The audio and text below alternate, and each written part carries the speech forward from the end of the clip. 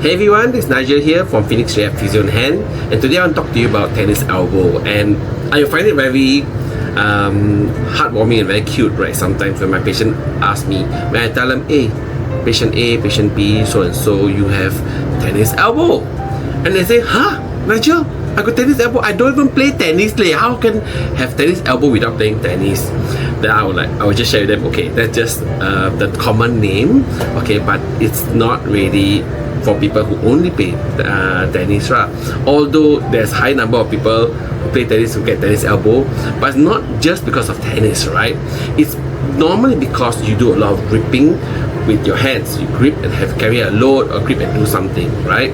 So normally tennis elbow is a pain at the elbow, just above the elbow over here, okay? It's especially when you grip, when you lift back, carry your kid. If you do a deadlift, to play racket games like badminton, pickleball, yeah, tennis, I know.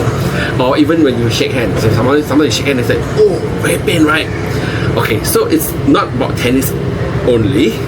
It's a grip overload problem.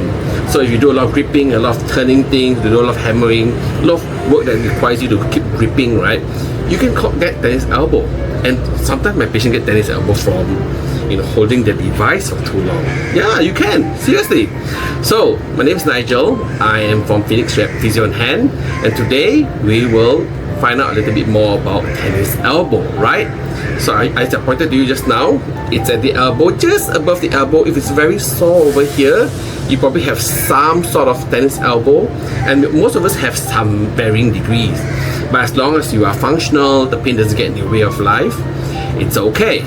But when it really flares up, many patients can't do a lot of things, really picking up keys, washing hair, opening doors, so much things, and it just frustrates them, right? And the pain gets worse when you grip, and sometimes the pain can start from here but travel downwards into the forearm, upper forearm, right? And the common